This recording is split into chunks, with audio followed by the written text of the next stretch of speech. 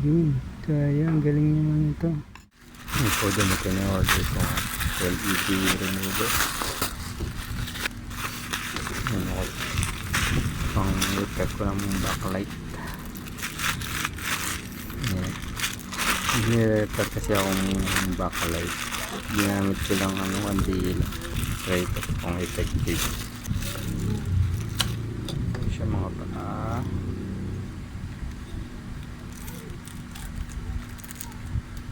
Try ko nga kumiinit. Pwede mo saksak sa 220 natin. Kumiinit siya. Ouch, ouch, init. Init. Ouch, ouch, ouch, ouch. Ayos, init. Yan po, gagamitin ko na itong LED remover ko. May re-reflex ako ilaw. Napaayos. Yung dalawa. Subukan natin. May-repair. Possible kasi mga pundi lang bumbilya eh. So, tingnan natin. Pagbukas nito, possible ito lang tanggalin natin. Ito, tapos mahugot na yung meron ditong circuit. Hindi ito. Dito banda. And then yung circuit board. Tapos meron doon nakatusok dito. Na wire. Dito yung isa, tapos dito yung nakatusok pa ganun. Yung sa board. Subukan kong tanggalin ito. Subukan kong iniitan kung lalambot yung pandikit. Subukan ito. Lalambot siya.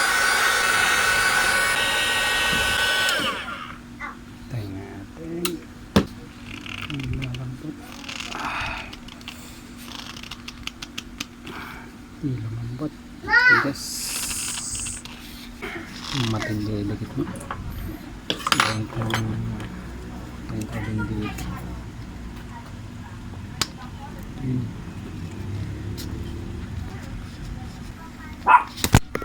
Aray. Malalam yung dikit. Try ko nang sundutin ito. Itongkap na siya konti.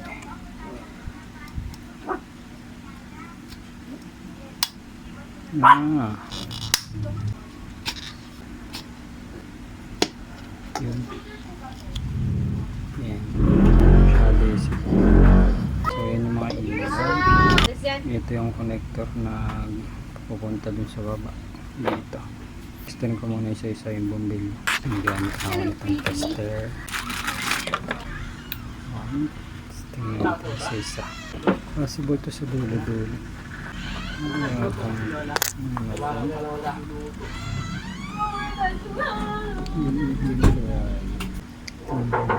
Reverse polarity ito.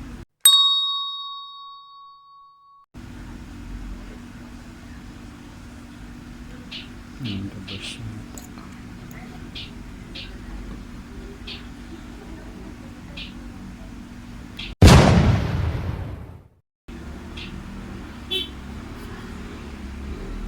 Yun. So, kumain ng 6 volts. Hindi na to. Ito, hindi na. 6 volts. 6 volts. 6 volts. 6 volts. 6 volts. 6 volts. 6 volts. 6 volts. 6 volts. Sakit yung sa mata. Bande. Meron. 6 volts. 6 volts. 6 volts. 6 volts. 6 volts. 6 volts. 6 volts. 6 volts. 6 volts. Ito nag-iwanan glaze. Magpalitan na rin ito. So dalawa na yung Sierra. Ito natin. Tanggalin ko muna tong bolt. Para matanggal ko siya, tanggalin ko muna yung adhesive dito. Tapos yung kita.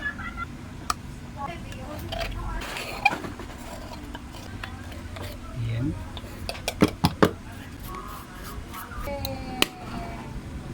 Matindi. Ngayon medyo langat pa. Itan mo lang natin para mangat to. Ito kasi naglalak. Yung nakatusok lang. Yan. Yan. Nakayat. Sundutin nyo lang ito. Yan. Yan siya. So, subukan natin itong tools natin. Ganin natin yung mga sira. Ising ko lang ito. LED rin pala ito. Natanggal lang yung kulay dito. Tanggal yung compound dito. So, sira na rin itong dalawa. Dito ako kukuha. Sasira din itong ilaw. Yan. Testerin ko. 10 volts. Yari. Tapos dito 8 volts. Hindi pwede ito. Kailangan ko ng 6 volts. Wala akong mapagkukunan. Susubukan ko mag-order 6 volts na ba. Boss ko na rin ito.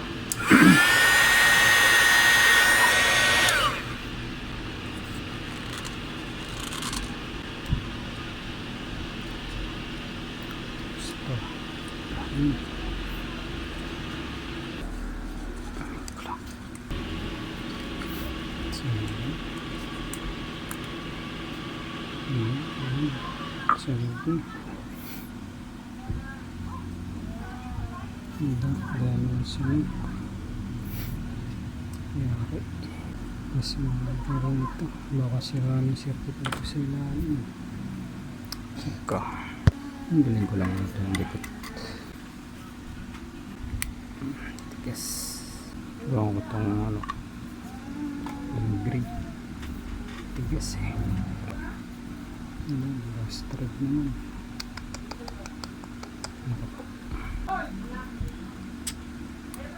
Huwag akong gamitin bago ang tools dito.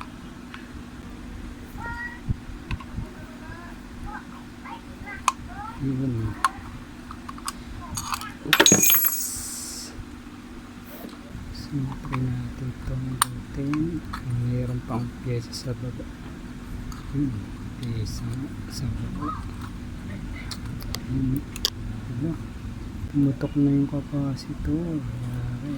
Ang tatapon na to. Value 200 volts 1.2 UF. Yan, delikado na to. May siraan na itong circuit dito. Baka yung bibili niya ng pyesa patumbas na ng ano. Try ko na lang dito ng 6 volts. Testing natin kung 6 volts to. Dito na lang kukuha. Reverse siguro.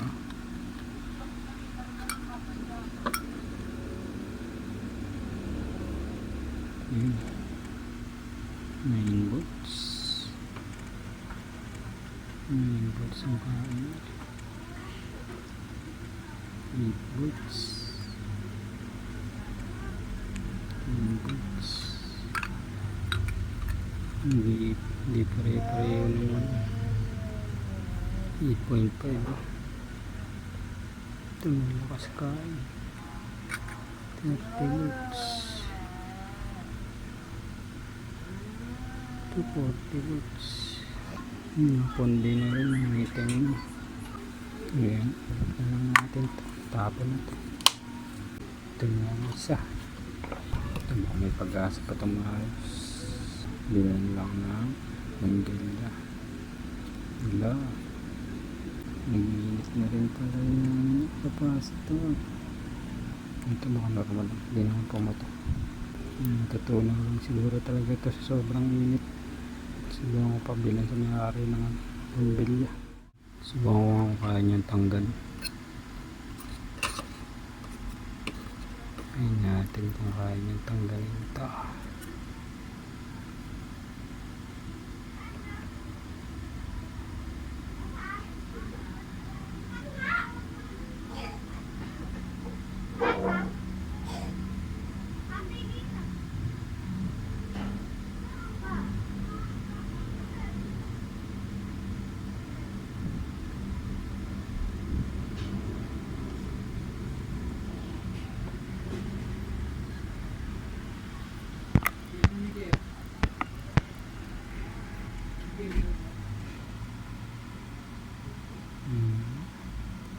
Yun, kaya. Kaya natanggalin.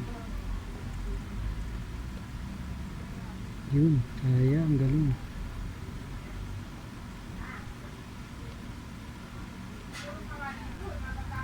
Yun, kaya. Ang galing naman ito.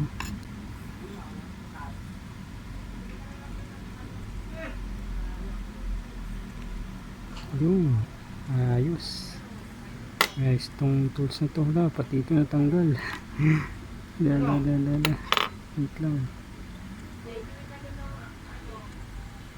Wait lang. Galing niya. I-try na talaga yung dito. Ang lakas masyado. Dito natanggal niya.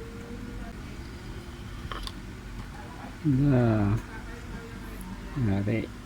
Nahirapan naman ako ang tabi itong capacitor. Bigyan ko ng dig.